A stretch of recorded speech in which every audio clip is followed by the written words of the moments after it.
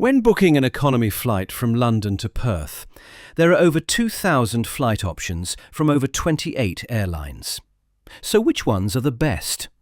Well, keep watching to find out as we examine each airline direct and non-direct flight options. Unlike most aviation reviews, this guide isn't about judging an airline in isolation. Everything here is measured on a specific route, in this case, London to Perth.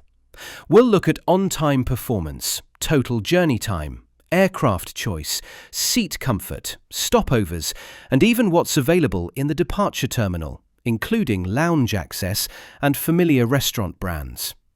Each airline is then ranked based on what actually offers the best value on this route, not just on paper, but in real-world experience.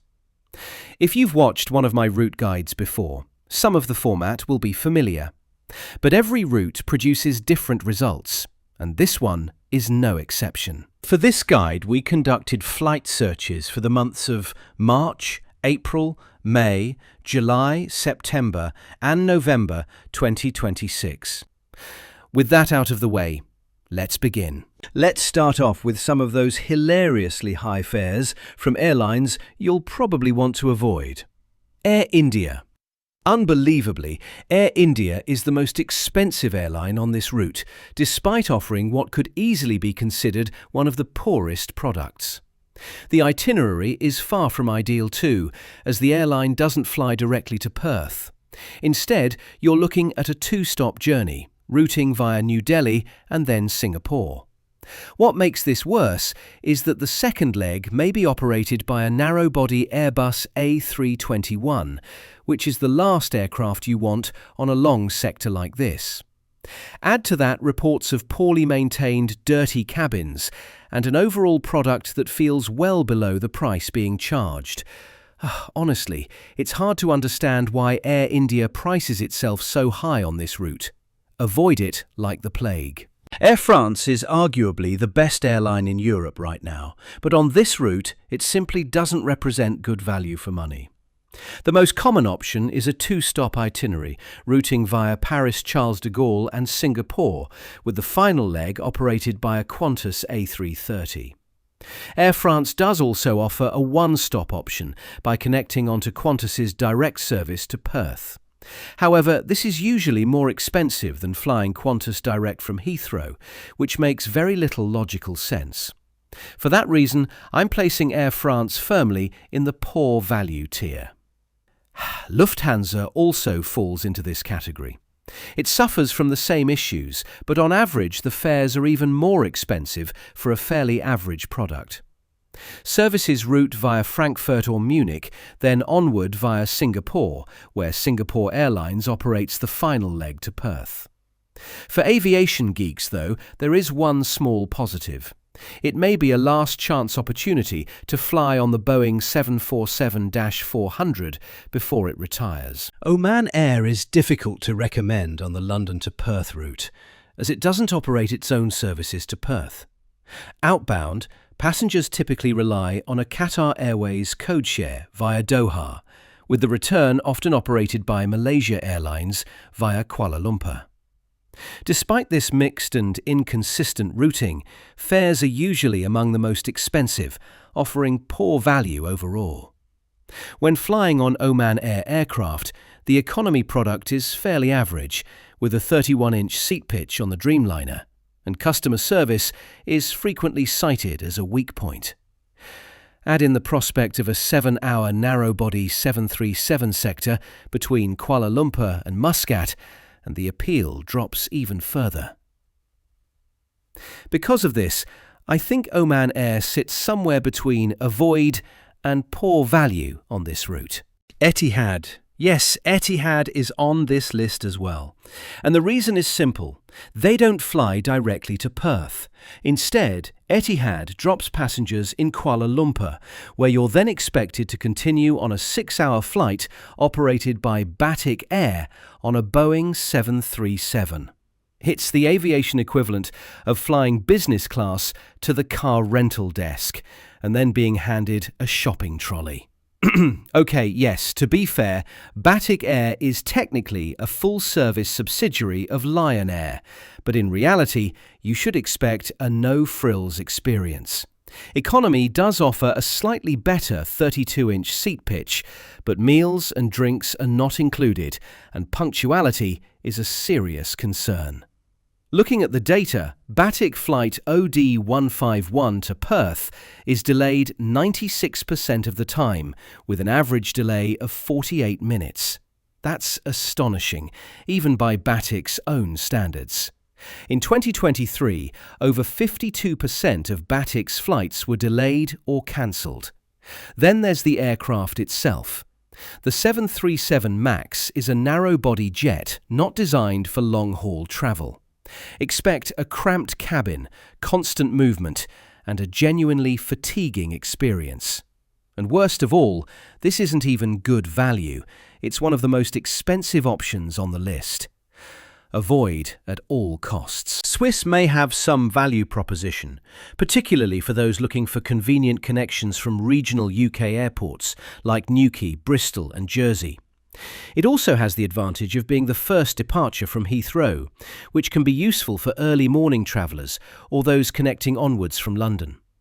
On board, Swiss offers its signature Swiss-designed seats, which combine comfort and style, giving passengers a more premium feel compared to standard economy layouts. The airline is also known for its attentive service and quality catering, reflecting its reputation as one of Europe's more refined carriers. However, these advantages come at a price. Fares are generally higher than competitors on this route. For those who value smooth regional connectivity, Swiss may make sense, but it's most certain overpriced. Very similar to Swiss, KLM may offer some value for passengers in regional UK cities such as Exeter, Bristol, Aberdeen, Norwich, Cardiff, Humberside, Southampton and more. However, the price is high for what is essentially an average product. Seat pitch is 31 inches, and while you can pay between £70 and £110 per flight for an extra 3 inches, it quickly adds to an already expensive ticket. Service is solid, providing an average to good experience with decent in-flight entertainment. Overall, while a 2-stop itinerary might feel fatiguing, for anyone living far from a major international airport, it can save long, monotonous journeys to the airport. On balance, KLM just about sits in the average category. While we are still on the topic of airlines that don't fly direct to Perth, let's mention some of the Chinese options, as you might be surprised. China Eastern, Air China, don't fly to Perth. Therefore, the only dead cheap option is China Southern. When researching, we easily found fares as low as £652, which is £165 cheaper than the next fare found. Very impressive. However, the travel time is massive, with 2 lengthy stops in Guangzhou, and cause of the poor geographical location, it's a lengthy flight time. You can expect both flights to be operated by a modern Dreamliner that provides economy with a 31 or 32 seat pitch. However, as with many Chinese carriers, Western entertainment options may be limited, and catering is often described as average rather than memorable. It's hard to place China Southern. The journey can be fatiguing, especially with a 31-inch seat pitch, limited entertainment and average catering. However, when fares are exceptionally low, it becomes a strong choice for budget-conscious travellers. Overall, I'd place it at the top end of the average category. Qantas provides the only direct flight linking London with Perth. Once the world's longest commercial flight, it's a full 17 hours in the air. Not for the faint-hearted. That said, many passengers praise the service for the time it saves, attentive cabin crew, good quality food, and a relatively quiet cabin on board the Dreamliner. It's clearly the fastest overall way to reach Perth. Surprisingly, Qantas doesn't hold the record for the quickest flight time. Emirates, for example, can descend, land, reach the gate and take off again, still arriving in Perth around 5 minutes sooner. In other words, you actually spend less time in the air with Emirates than on Qantas. This comes down to cruising speed and aircraft performance. The Boeing 787 prioritizes efficiency, but its lower cruising speed, combined with a full fuel load, adds to the total journey time. In economy, there's nothing especially remarkable for such a long flight. Seat pitch is the standard Qantas 32 inches, with relatively narrow seats and a footnet to help elevate the legs. Extra legroom seats are available, but come at a significant cost, typically £95 to £140.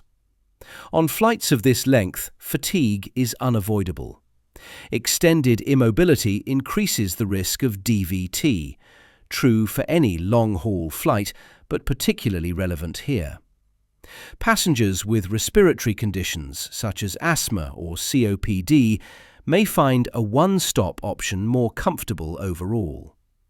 For many, 17 continuous hours in standard economy is simply too much. There's limited ability to properly stretch, which is one reason some travellers still favour the more spacious Airbus A380 experience via Singapore. So, while Qantas's non-stop service is unmatched for convenience and simplicity, it comes at a physical and financial cost. For comfort and value, especially in economy, it falls into the fatiguing category. But for time-sensitive travellers, it remains the most efficient option. A strong choice for those who prioritise speed and simplicity. If you prefer a stopover, Qantas has you covered. Flight 2 drops you in Singapore on the way to Sydney, and it's a very comfortable journey, one I've personally flown. A large part of that comfort comes from the aircraft type, the Airbus A380.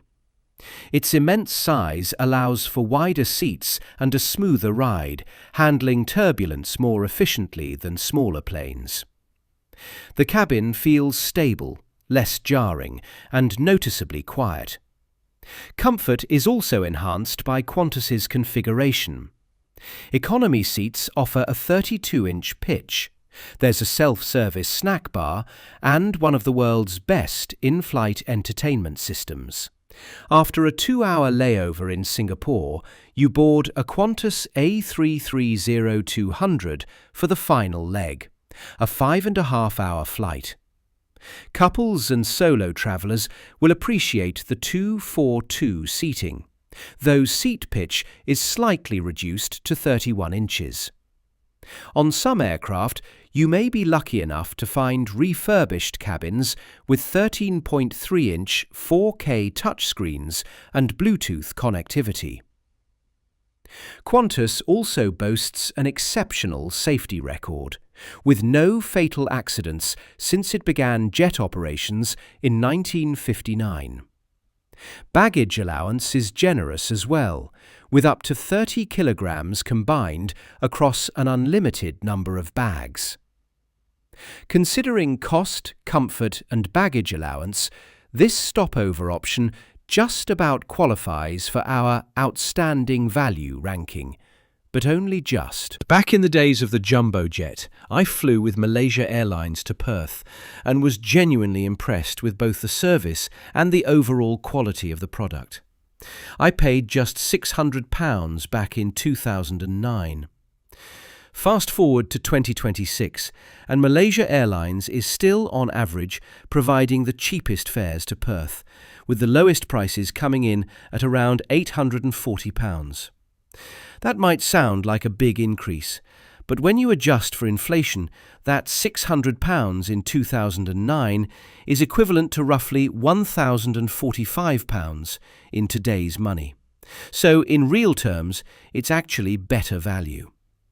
Gone are the old jumbo jets, but in their place is a modern fleet of Airbus A350-900s, which do bring some real advantages. These aircraft benefit from improved cabin pressurization and lower noise levels, making long flights noticeably more comfortable. Seat pitch in economy has tightened slightly over the years and now sits at 31 inches for most of the cabin. However, there are better options further forward. Seat selection prices vary quite a bit. Extra legroom seats with 36 inches of pitch can cost up to £80 one way on the cheapest fares. For travellers wanting maximum flexibility, Economy Flex is worth noting. It includes 35 kilograms of baggage, unlimited free date changes, and priority check-in, boarding, and baggage handling. Once you arrive in Kuala Lumpur, you'll transfer through the satellite terminal. It's compact, calm, and easy to navigate. However, it's the second leg where this journey can really go wrong, and it all depends on the aircraft type. From Kuala Lumpur to Perth is still over 2,500 miles, a distance you really don't want to be flying on a 737 MAX. At around 6 hours, it's a long flight on a narrow-body aircraft that moves around a lot in the air, making for an uncomfortable experience. Worse still, seat pitch is just 30 inches, and there's no in-flight entertainment. The better option is the Airbus A330-200. While seat pitch is still 30 inches, the larger aircraft and 242 configuration make it noticeably more comfortable, and there's also the option to pay for extra legroom. It's faster too, with an average flight time of around 5.5 hours.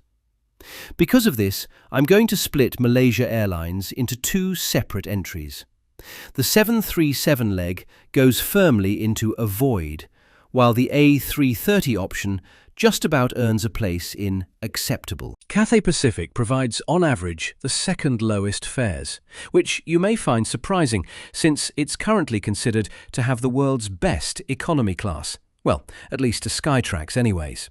However, due to the geographical position of Hong Kong, flight time is the longest on the list. On the return leg, you're spending a whopping 3 hours more on a plane than with Malaysia Airlines, and 4 hours more compared with Qatar and Singapore Airlines. Now, comfort levels you can expect to be high, especially on the new A350 that operate on both legs. On the Heathrow leg, though, there's a probability you might get an older Boeing 777-300ER. Since 2024, these aircraft have been undergoing a major retrofit to introduce the same new economy seat found on the A350. If you happen to get one of the refurbished jets, the comfort level is extremely close to the A350 experience. However, you'll miss out on the A350's advanced pressurization and humidity control, and the cabin is slightly noisier, dimmer, and more compact. Nonetheless, in-flight entertainment is outstanding, offering a huge library of films, TV, live sports, music, and regional content. Catering is similarly impressive, with Cathay ranking second place in the Skytrax 2025 Catering Awards. Expect high-quality meals blending Asian and Western flavours. While Hong Kong International Airport, one of the smoothest, most well-organised hubs in the world, transfers are quick, the terminal is bright and modern, and there's plenty to eat, see and do. With all that said, it's hard to place this option in our tier list as, yes, it's a strong choice considering the price point and product. But ultimately, I think that extra flight time is fatiguing. Remember, that extra flight time is equivalent to flying to Tenerife from the UK. Departing from Gatwick, Air Mauritius can offer some of the cheaper fares to Perth. And it also presents a unique opportunity for a stopover in Mauritius. A tropical paradise known for crystal-clear lagoons, white sandy beaches and dramatic volcanic landscapes, it's an appealing idea on paper. However, Air Mauritius does not operate daily services, so flexibility is essential. On many itineraries, both the outbound and return journeys involve long stopovers in Mauritius, which can significantly extend total travel time. The airline now operates a modern fleet, primarily made up of A350s and A330neos, which is a definite plus from an aircraft perspective. Unfortunately, the onboard economy experience itself is fairly average. Seat pitch sits at around 31 inches, and while there is an in-flight entertainment system, content is limited compared with major long-haul competitors. Where Air Mauritius really stands out is its catering. The airline places a strong emphasis on chef-designed, Creole-influenced meals, blending French, West African and Caribbean flavours. Expect dishes built around aromatics like celery, bell peppers and onions, with rich tomato-based foundations, easily one of the highlights of the experience. Reliability, however, is a concern.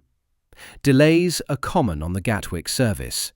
For example, flight MK53 is delayed roughly 40% of the time, with an average delay of over 2 hours, which only adds to the fatigue on an already long journey. With long stopovers, limited flight frequency, and inconsistent on-time performance, this route can feel tiring, particularly if your goal is to reach Perth as efficiently as possible. As a result, I'm placing it in fatiguing, with the caveat that for travellers who actively want a stopover in Mauritius, it could just as easily move into average or even strong choice. Turkish Airlines offers the best two-stop option to Perth. It's relatively affordable and features sensible stopovers. From London, passengers can depart from Stansted, Gatwick or Heathrow. If you fly from Heathrow, you'll likely get a wide-body aircraft, which is more comfortable, though the narrow-body options aren't bad either. They come with in-seat entertainment and meals. From the new Istanbul airport, you'll probably board a brand new Turkish Airlines A350 to Kuala Lumpur. On board, the A350 offers a 31-inch seat pitch, a crisp 12-inch entertainment screen, and Turkish Airlines' renowned hospitality. The airline consistently earns praise for excellent catering and attentive service, both of which help take the sting out of such a long journey. The final leg from Kuala Lumpur is slightly less appealing, as Malaysia Airlines operates this part of the itinerary on an Airbus A330 with a 30-inch seat pitch. If your booking shows a 737 for this segment, I'd recommend avoiding it. Despite this, I consider Turkish Airlines the best two-stop option. The journey breaks into 3 manageable segments, about 4 hours to Istanbul, roughly 10 hours to Kuala Lumpur, and just under 6 hours to Perth, making it a sensible choice for those willing to make a stop or two. But overall, I think this option belongs in top of average. Now, unlike my last videos, I'm actually going to be more positive about British Airways. BA doesn't fly directly to Perth, but it leans heavily on its partner airlines, Qatar Airways, Qantas, Malaysia Airlines and Cathay Pacific. British Airways flies directly to all 4 of these hubs, Doha, Kuala Lumpur, Singapore and Hong Kong, giving passengers a huge amount of flexibility. Some BA flights to Doha are operated by British Airways itself, but most are Qatar Airways codeshares out of Terminal 4. Qatar clearly offers the superior onboard product, while Terminal 5 is generally the better departure experience. So, it really comes down to convenience versus quality. Either way, the partnership works very well, delivering multiple daily connections to Perth at competitive fares. The Malaysia Airlines option is probably the weakest, mainly because of the second leg to Perth, which we've already discussed. The Cathay Pacific codeshare is more compelling, but Cathay itself offers a better product at a lower price, so BA's involvement doesn't add much here. Then there's the Singapore routing, a BA Dreamliner to Singapore, connecting onto Qantas's A330 service to Perth, which offers a well-balanced mix of comfort and sensible scheduling. British Airways provides an impressive range of options, with generally quick journey times and strong partner airlines.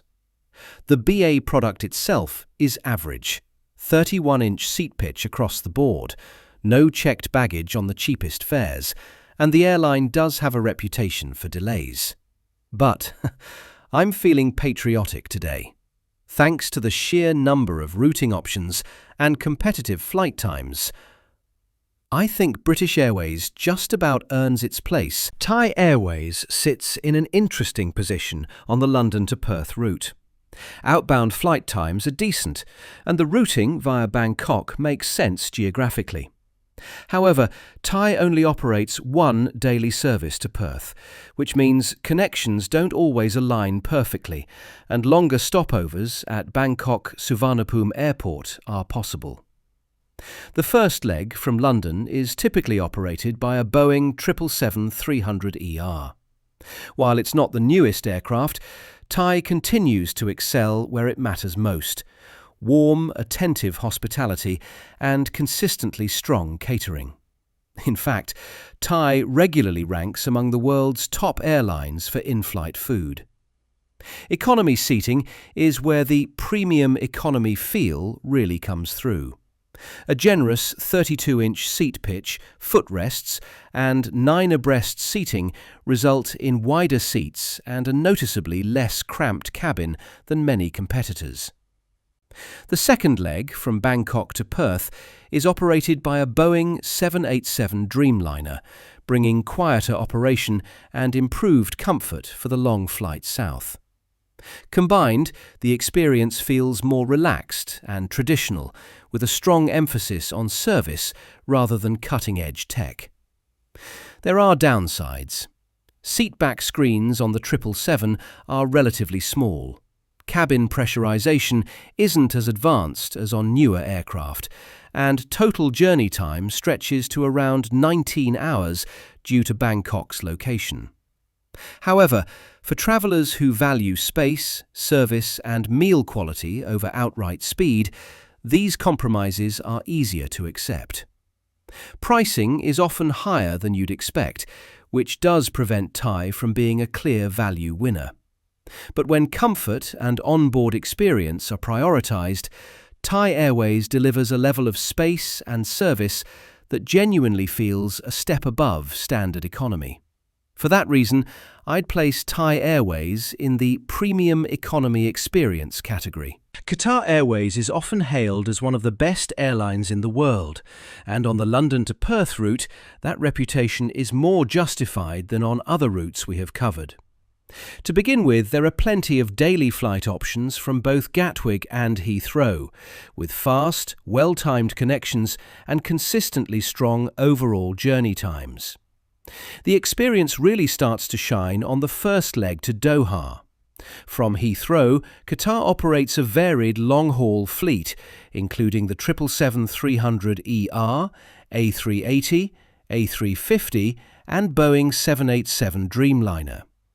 For comfort, the A380 is the standout choice, offering a quieter, more spacious cabin, while the A350 is the best option for advanced cabin technology. Once in Doha, you connect through a beautifully designed terminal featuring striking architecture, a large indoor tropical garden, an efficient layout, impeccable cleanliness, and a wide selection of premium shops and dining options. From Doha to Perth, there are typically 2 daily departures, both operated by Qatar Airways, using the Boeing 777-300ER. Most of these aircraft have now been refurbished, featuring the newer industry-standard Recaro seats in a denser 10 abreast layout. On board, you can expect standard Qatar economy comfort, with a seat pitch of around 31 to 32 inches. While the refurbished cabins feel more modern, the older layout, configured 9 abreast, is actually more spacious and generally more comfortable for such a long flight. However, these 9 abreast aircraft are becoming increasingly rare. You may have slightly better odds of finding the older 9 abreast configuration on the earlier departure, which is marketed as a Virgin Australia service under a wet lease arrangement. Previously, Virgin aircraft operated these flights on behalf of Qatar and featured the more spacious 9 abreast layout. That arrangement has since changed, and the aircraft are now owned and operated by Qatar Airways, even when sold as a Virgin Australia flight. One limitation of the 777s is cabin pressurization. Despite updates to onboard systems, the airframe itself can only pressurize to around 8,000 feet, meaning some passengers may feel more fatigue compared with newer aircraft like the A350 or 787. That said, Qatar's soft product, from service to catering, goes a long way in offsetting this. Overall, I think the airline belongs firmly in the strong choice category. While the product is very good, the continued use of the older Boeing 777 design, combined with the possibility of an average 31-inch seat pitch, prevents it from quite reaching a premium economy-like experience. Singapore Airlines provides one of the strongest overall products on the London to Perth route, driven by consistent seat comfort and the use of modern, long-haul aircraft. A key advantage is a standardized 32-inch seat pitch across the network, combined with aircraft that prioritize cabin comfort over density. From Heathrow, you're most likely to fly on the Airbus A380. And, as we've already discussed, it remains one of the most comfortable aircraft in the world. The cabin is quiet, stable, and spacious, making it an excellent way to begin such a long journey. Once in Singapore, widely regarded as the world's best airport, the transfer process is straightforward. After clearing security, passengers typically board either a brand new A350-900 or a slightly older Boeing 787 to Perth. Both aircraft benefit from modern pressurization systems, quieter operation, and bright, airy cabins, which help reduce fatigue on long sectors. That said, not all feedback is glowing. Some passengers find Singapore's newer economy seats firmer and slightly more cramped than older designs, with less padding. While the seat pitch remains generous, comfort perception does vary depending on personal preference and body type. On board, all Singapore Airlines long-haul flights include a self-service snack bar, although many passengers, myself included on previous flights, report that it's poorly advertised and easy to miss. Snacks can always be requested from the cabin crew between meal services. Service is another area where opinions differ. While Singapore Airlines has a strong reputation, my own 14-hour return sector from Singapore included just 2 meal services and a single drinks run, with very little offered during the final 5 hours. It's not poor service by any means, but it can feel restrained compared to some Middle Eastern competitors. Where Singapore Airlines really pulls ahead is inclusions. Seat selection is free on standard fares, and passengers receive 2 checked bags with a combined weight of 23 kilograms. As a Star Alliance member, it also makes earning and redeeming miles far easier for UK and European travellers flying with airlines like Lufthansa, United, ANA, or Air Canada. Overall, Singapore Airlines delivers a consistently comfortable and refined experience, with excellent aircraft choices, strong inclusions, and one of the smoothest connections in global aviation. At this price point, it clearly deserves a place in the outstanding value category. Last, but certainly not least, is Emirates. And once again, I think Emirates wins on the London-Perth route. It delivers the fastest overall flight times, uses A380s throughout, and offers some of the best timed departures of any airline on this route. The only real downside is Dubai's double security process, which can feel frustrating during transit. Emirates is the only airline operating the Airbus A380 on every leg, and that consistency really shows. Departing London at around 14:25 from Heathrow, Gatwick or Stansted, you arrive into Perth at 17:35, almost perfect timing. You can get to your hotel, eat and go straight to sleep, making jet lag far easier to manage. The return leg is just as well timed. A 22:20 departure from Perth means you can settle in, fall asleep shortly after takeoff, and arrive back in London at around 12:35. All of these services are operated by the A380, many of which now feature refurbished cabins with 13.3-inch high-definition displays. Across the fleet, Emirates economy passengers benefit from a 32-inch seat pitch, USB and USB-C charging, a universal power outlet, a 4-way adjustable headrest, and, on many seats, a bifold tray table with a separate cup holder. The in-flight entertainment system is consistently ranked among the best in the world, and catering is excellent. 2 hot meals, typically with 2 choices each, plus a light snack in between, often something like a freshly baked pizza. There are a few downsides. Emirates charges for seat selection on most economy fares, usually starting at around £20 per leg, and the cheapest fares include only 1 checked bag up to 23 kilograms.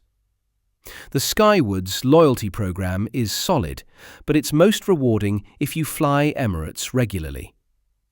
Overall, Emirates offers the best economy experience on the London to Perth route. Prices are usually slightly lower than Qatar, but around £200 more than Singapore Airlines. That premium buys you faster journey times, excellent aircraft, and one of the strongest onboard products in the sky, which is why Emirates sits comfortably in the premium economy experience category.